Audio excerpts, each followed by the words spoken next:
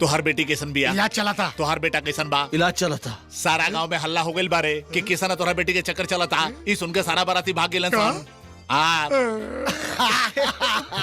चंदा के बाबूजी, चंदा के होश आ गइल बा। हाँ।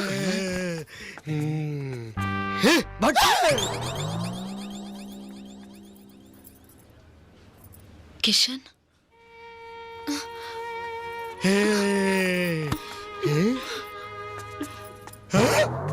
अरे हेने होने कहा देखा तारू? सूझ जा बेटी, सूझ जा।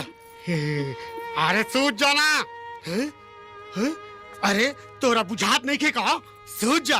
अरे सूझ जा ना, सब ठीक हो जाई। सुनिए, ये दवाइयाँ ले आइए। सूझ जा ना।